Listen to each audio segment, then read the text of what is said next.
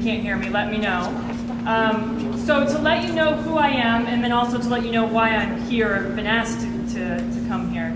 I'm an attorney and lobbyist for the Wisconsin REALTORS Association. We represent 13,500 members. Those include salespersons, brokers, affiliate members like appraisers, attorneys, title companies, lenders. All of those are individuals that we represent. A big portion of our efforts include lobbying, and when the state budget is involved every couple of years, we have to go through that, and we have to make sure that we're understanding how our members will be impacted. It is always a little surprising, some of the things we get involved in. When someone says to me, Cori, you're going to go to the DOA and you're going to talk about redaction of social security numbers, and you're going to talk about a statewide parcel map. That's a different way for me to start my day. But the number one question we get is, why in the hell are the realtors talking to us about statewide parcel maps? I get it. I understand why you're asking that question. There's a moment sometimes when I ask the same, because I don't speak your language and you don't speak mine. But there is one thing that we all like, and that's information, and that's accurate information. We have an MLS, a multiple listing service. That is something that our residential members utilize on a regular basis. That's where they put their listings out there. That is communicated to the public, to other realtor members. That tells you all the information about the properties. And so one of the things when you start saying to us, we need $5 to permanently increase the document recording fee, we get our hackles up a little bit, because that permanently is increasing the cost of the real estate transaction. We are not typically supportive of that, because we want to make sure that the cost stays as low as possible. However, when the Social Security numbers needed to be redacted, we understood in 2009, 2010 that it was important that you all had the money to be able to take care of that. As representatives of the Register of Deeds, the land title communities, we understood that that was something that needed to be taken care of. As that sunset came up, and everybody said, you know, there are some that still need to take care of it, there are others that are finished with it, but we'd like to permanently increase the cost to $30 for the recording fee, we had to say, for what? And that's when the statewide digital parcel map became the part of the conversation. And we said, well, what is it going to look like? Because our members, we have to answer to them. And we went to them and said, do you support this $30 permanent fee? And they said, well, what do we get? And we said, we don't know. And they said, go find out. And that's where we start our conversation. So we started our conversation with the DOA. The DOA talked to us about what their expectations were, what our expectations were. We basically were asked to give our top list of things that we'd like to see. And so the learning begins. We find out how everybody has a different role in the process.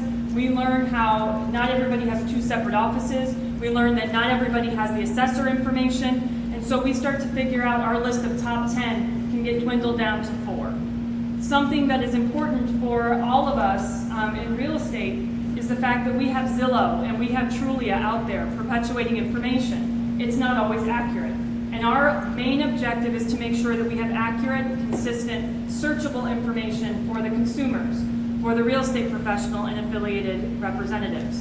And so one of the things we wanted was either a link, which a lot of people already had, to the property tax information, or just the information itself, and the basics of what that information would be. What is the assessed value, the improvements, the land, what is the overall tax amount? That's what we wanted. We thought that that was pretty straightforward. DOR helped us kind of work out some of the language. Then we said property address. One of the things we learned is it's very challenging for everyone to have an accurate property address. So we wanted to make sure that we had an accurate property address. It's amazing when someone says, I can't find my own property on the internet. I mean, it's 2014. We have to be able to find stuff online. I mean, most of us, I've noticed, looking around the room, you're on your cell phones, you're checking your email, you're connected at all times. My members, that's all they do. They have a buyer out in Colorado and a seller here in Wisconsin, and they do the whole transaction digitally. Everything is signed. There is no paper. We can't even do a transfer tax return form hard copy anymore. We have to do it. That was a couple of years ago. You were required to do it online. So our members said we have to have this good information online. And then they said, we have a couple of other asks. We'd like to have zoning, because that's a big deal. We have to make sure that we're accurate. We can't give legal advice as realtors. Only the attorneys get to do that. We don't want to misrepresent information. And so part of it was, can we please have the zoning out there? And then the acreage was another thing. We wanted to make sure it was accurate. We asked for square footage. That one we were patted on the head and told to go away. And we understood why, because again, you don't all have access to the assessor information. That is a different topic for a future conversation about what that assessment information is and where is it held and where should it be held and all of that good stuff. I'm not here to start that conversation. But what we did through this whole process is we negotiated. And we worked with your organization, we worked with the county's association, we worked with the Register of Deeds. I mentioned we worked with DOA, we worked with DOR. Everybody was helping educate us because we were asked in the very beginning, what do you think about the permanent increase? We said that we will support it if there's a return on our investment. And this is how we got to those 4 items. It's not because we wanted to dictate what you had to have as far as a software program or the way of entering it in. We just said, if you're going to ask us as an organization to permanently increase the document recording fee, we have to have something other than a promise that there's going to be a statewide map that has something on it. Because that's not enough, in our opinion, to ask us to permanently increase the transaction fee. So that's kind of why we got involved. And this all started for us, as I mentioned, with that redaction. That was when we got into the conversation, and as the sunset started to get closer, then we realized that there was an opportunity for removing that sunset and permanently increasing it to $30. That's when we said, okay, wait, we feel we are compelled to get ourselves involved because that's what our members said. Again, I think there was a misunderstanding from some that we were trying to interject ourselves into your world and tell you how to do everything. And that was not what we were trying to do. We were asked, we suggested, and then we started to negotiate, and we came out the other side with those 4. The other part is, we also wanted an expectation of when is this going to be available. My understanding is, overall, everyone is fairly excited about this. I don't know that you're disagreeing with that in its entirety, the fact that you could have all of this information online at some point, made available to everyone. I think there's an overall excitement about that. I know everybody has their trepidation about what it's going to look like, how is it going to work, what is the budgetary items that you may have to be concerned with on your local level. I appreciate all of that. And again, we weren't trying to make your life harder, but we were trying to say moving forward in the future, what can we have that's available and accurate and searchable. The searchable part is very important for our profession because we have our MLSs that would love to be able to make sure that this information is somehow communicated. So searchable and uniform, those are big things for us in our world.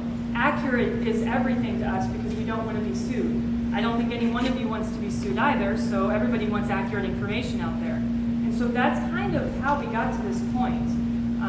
Again, I'm just here to tell you how we got involved, why we got involved, and to kind of just let you know that we weren't here to try to make it worse for you, but I think there was a lot of chatter during all of this process of why are they telling us how to do things? Why are they involved in the conversation? And it's all because the $5 started it. And then we had to say, well, when are you guys going to have this done by? And what happens if not? And so this all was negotiated through a variety of organizations. It was not the realtors saying, this is exactly how it has to be, and there's no negotiation, this is the way we want it. We were asked, we provided, and then the negotiations began. So I think that that's really my objective here, was just to try to let you know why. I was asked to come in and tell you why we got involved. And that is why we got involved.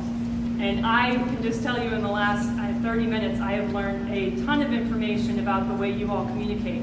I think it's fascinating that we all use the same information, but how we come at it is completely different. That to me is astounding. But at the end of the day, we all are using that same information. You just call it different things. So if you came into a realtor forum, you'd be hearing us use terminology that would make you, as I say, tilt your head. Whenever I see a room full of people tilt their head at me, I know you're not with me. I've completely lost you if I see a whole room go. So that's a terrifying thing for a speaker when you see everybody tilt their head. So what I've learned today, a lot of the reason that maybe there was this kind of pushback behind the scenes about why we were involved is because we learned very quickly that we didn't talk the same way. And that you all had different budgets, you had different expectations. And again, those are things that we were asked to give our world, and then our world is whittled down to the 4. So I didn't plan. I was asked to speak. I was asked how long. The shortest time was 30 minutes.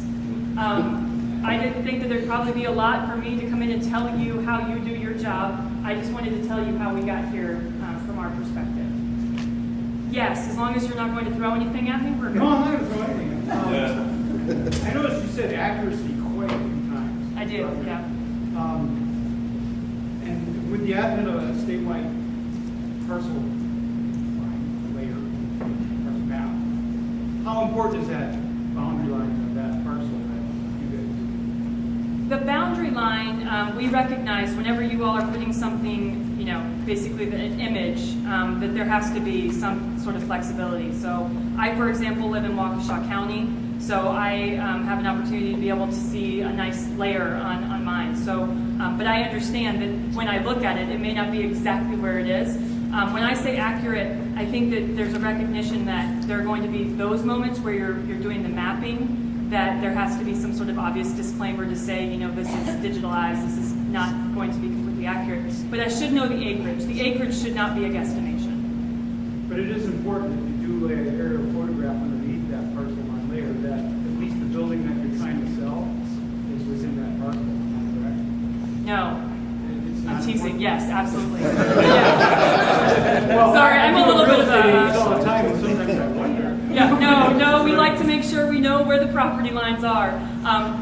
To be honest, I don't want my members telling people where the property lines are. No. So I want them to be able to push to a different No, but source. what I do is I get a lot of calls from your members saying, I want a map, so that they can Hand it over. prospective clients and say, Yes. this is where the house lies somewhat within that parcel. That's because we have trained our members, you don't give the information, somebody else does. So that's why they contact you. Okay. Because they're saying if something's wrong, it's their fault. That's my reasoning. I taught them to do that. Not you specifically, but as far as square footage, estimation should be from the seller or from the assessor from tax records, not from the licensee.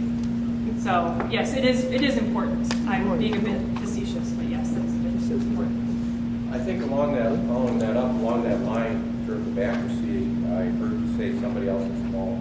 You said that the acreage should be accurate.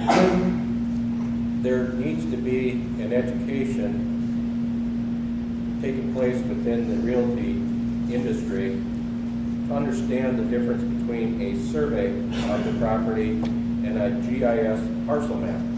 This came out just yesterday from, I believe it was Arizona, was it, that came out with that the GIS map, you don't need a survey anymore. Did you see that yesterday on the post? And it came out from the Arizona, I think it was Arizona Realtors Association. And that is what is very disconcerting about when you say it's our fault.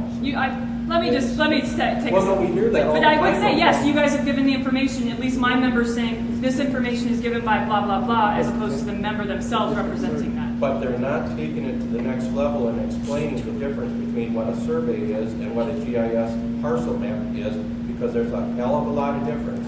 And that's going to get your organization in trouble too at some point in time if there is not that education that is given between those two products. I think that that's a great note for us to move forward as this project grows, as we get closer. I think that teaching people the difference between GIS and survey is something that I will have as a takeaway from this. I would never say that that's a great idea. However, one of the things is it's not required to have a survey in a transaction in Wisconsin. Other states are different. It's not required for it to close in order to have the transaction occur. Would you support that as an organization? I will not speak on behalf of my organization because we don't drive the policy, our members do. We have had some approach us about requiring a survey. The challenge is that then would increase the cost of the transaction, and we believe it should be. We encourage it. We have contingencies drafted if the member or the consumer wants it, but we don't have it as a standard part of the contract. One last comment. Too many of your members discourage it because it increases the cost of it. And so there needs to be more and more education along those lines. I think that's great. Because We're if you're creating going to the get CE the right now. accuracy level, you're going to need it. I have no problem with trying to include the distinction between GIS and a survey and the importance of surveys. It is obviously very important if someone's buying vacant land and wanting to build. If someone's in a city lot in the city of Milwaukee, a survey would not be necessary. And it would be lovely, but it's not necessary for a transaction in a lot of ways. But I think that I will take it away. I think that that's a good talking point for education. We're working on the curriculum, the required content right now. That can certainly be a required element. One thing you mentioned when you just said, yeah, we understand the mapping is plus or minus, but the acreage better be spot on. Well, the acreage is based on the mapping, which if it isn't a survey, isn't necessarily going to be. So I just... There was get a that survey at feeling one from you point that on the there's process. still some understanding that's missing there. Yeah, come at me. I'm good at this. I'm going to keep turning my head this way, and then I'm rolling this Just way. along the lines of what he was just saying, in most cases or in many cases, the assessed acreage that you're getting is coming from the assessor. In many cases, there's not even someone in the government entity. We're just listing what they've come up with. So it's not even necessarily based on the parcel mapping. Right. The polygons within the parcel mapping. It's Right. coming from whatever source the assessor, the 40 different assessors throughout the county come up with. Correct. So it's really, without a survey, nowhere near accurate. Right. But again, my members are not doing the acreage. That information is being placed by a third party. I'm not trying to, I think that you guys are thinking that I'm trying to sell you out. I'm not trying to sell you out. I'm trying to say that there's an alternative source. We're trying to tell you available. on the importance of actually having a cadastral database and having surveys done for closings that, so when prices are based on acreages, they're accurate. I am agreeing with you that the importance of educating people about surveys is a nice takeaway for me today. I'm completely 100% on board with that. We will come to your organization talking about that if you wish. Happy to. We'll give you a card after. Awesome. Okay? This gentleman and then you, sir. Yeah, accuracy, you want things accurate. The acreage, spot on. Okay, these are terms that are all covered under authoritativeness. Okay, the authoritative responsible party for the parcel mapping are counties. The data for the statewide project is an authoritative product. That is where that, it doesn't matter what your members do or say about it, they're not authoritative. Okay? So I just want you to just think about that term, authoritative. Okay. Use accuracy. Sure. Or whatnot. RGIS, we keep two acreage numbers. One that's on the deed and one that's from the mapping. Okay. And they're almost always different. So Good to know. it's one of those things. I'm the- from a the- city. I'm from a city, not from a county. Okay, but we do maintain our own parcels separate. Okay. Um, Because the statute says maintained by county. yes, right. So we, as a city, require CSMs anytime a property is split. It's something that we are allowed to add as a requirement in state law. So that brings about a lot of education to realtors and others that the difference between mapping and surveys. So I think that's a helpful and useful thing in that regard to getting the public to know how important CSMs and surveys are. Yeah, again, I wasn't trying to downplay the importance, whether it was the city of Milwaukee or not. I think there's a reality, to be quite candid, in anyone's world where I live in an ivory tower. I get to tell people this is the way the law is, but the reality is that that isn't necessarily what happens. All of us can admit that in any part of our lives. But do I think that there's definitely a need for an educational opportunity here? Absolutely. And I would never pretend to know about any more of this than any one of you. So when I go and say that I want this in the CE and the state says yes, then you all are going to be my resource to help me make sure it's communicated correctly. That's how you just signed on. So I appreciate that. It's worth repeating what you said several times, that you people tell everyone that go somewhere else to get the basic information. It's worth repeating over and over again, including to surveyors. who seem to think that that their individual work on an individual project provides the definitive information. As the first lecture this morning indicated, that may not be the case.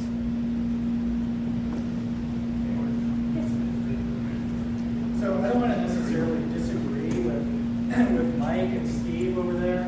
I don't want to disagree with you guys over there about the importance of positional accuracy, locational accuracy, survey, and so on, but when we have someone here who's talking about accuracy, I want to make sure that we don't conflate the idea of accuracy only with positional accuracy. There's a lot of other components to accuracy that are important from the standpoint of a statewide parcel map.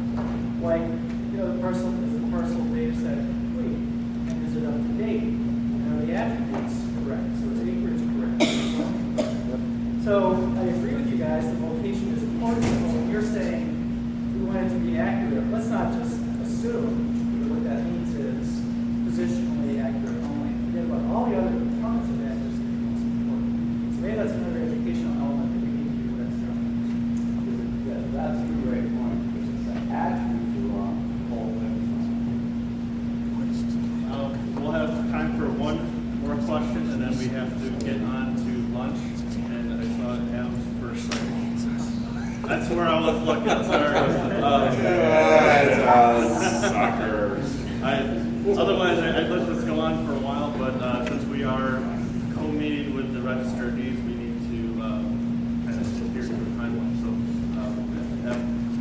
First, I just wanted to thank Cori for coming in here. This is a great thing, and as we as a state start looking at Act 20 and the monies that we're talking about, this leads right into what Howard's comment was. And we have to think outside of the box of the office that we work in or the agency that we work for. And I think that the takeaway from this conversation is realizing when we go through and we talk about foundational elements that we bring together 30 different organizations around the state, this is exactly what we're talking about. And a lot of the discussion that Howard's talking about is, this is the little world that I live in, and I'm talking about surveying. And Howard kind of jumped on my bit there, but when you're talking about realtors, these are the users of the data, and the users of the data are communicating back to the authority about where is this line supposed to be. And there's 29 other organizations using our data in a different way that have different attributes that are moving back into it. And I think that's the light that we need to look at this with as we start to move forward with our foundational layers and how we're going to make our statewide data sets the most usable to everybody and get the biggest bang for the buck. So I really applaud Cori for coming in and talking about what's most important for agency and whittling that down to the 4 elements that are going to be able to help us give her what she needs to do better business in the state of Wisconsin. So thank you very much for coming in. That was extremely helpful. Yeah.